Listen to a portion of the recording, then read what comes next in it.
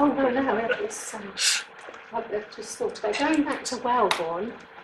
If I've understood it correctly, is that the fact that when the 6,000 houses are up and running, that we in Fareham will absorb all our doctor's surgeries, will all be absorbed into the Fareham practices?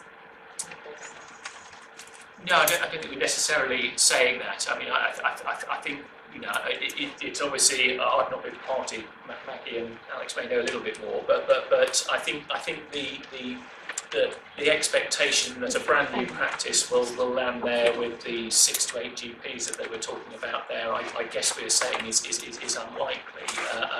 As I say, for my situation in Whiteley, where there's much less building there, actually it is technically possible that my practice can absorb those people there. And I think we know for a fact that, you know, the possibility of that number of patients being absorbed by a practice isn't practical. But what we're trying to do is to use that in our planning process there, in terms of how we future-proof the provision of care for people for the entirety of the area, knowing that the population is going to increase. It's going to be impossible because already you have to wait 3 weeks from appointment now with the surgeons. 3 weeks. It won't just affect GP surgeries as well, they'll have an impact on mental health services, etc. Yeah. And I think, you know, that's why we need to look at these differing models of doing things there. So actually, you know, for certain problems, it may be entirely appropriate to wait 3 weeks for things if it's an appointment in a planned capacity there. But obviously, we know there are things that it's absolutely not appropriate to wait 3 weeks, and that's where the same-day access to the hubs can be useful there. But obviously, again, with all those people waiting those 3 weeks, how many of them in the queue who are ahead of you there absolutely need to see a GP? Might they benefit from seeing somebody different? You know, and if we can look at the differing ways that we offer services there, then actually, you know, the hope and the intention is that nobody's waiting 3 weeks unless it's, you know, actually a planned thing there. So you know, if you've been seen and started on a new treatment and need to be seen after 4 or 6 weeks of treatment there, that you can book that appointment there, but that you're not waiting those 3 weeks to actually have the first contact. So I think, you know, as I say, you know, yes, but we do recognise, you know, the pressures on all of the local practices.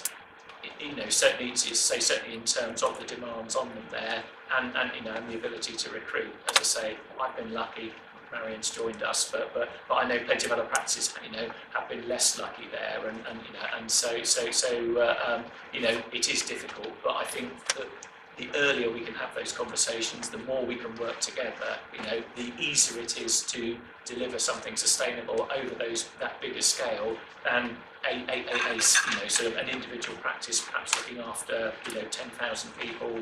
You know, ask them to look after another 10,000. Of course, they're going to struggle. But you know, but actually, if a group of practices are looking together and we're saying, actually, how do we look after 50,000 people? Then if you're adding, you know, the difference between scaling up from 40 to 50,000 is clearly significantly different compared to going from 10 to 20,000. So that's where these, you know, the differing models of care and the working together, you know, as I say, is really sort of deemed to be the, you know, the most likely way to achieve success. I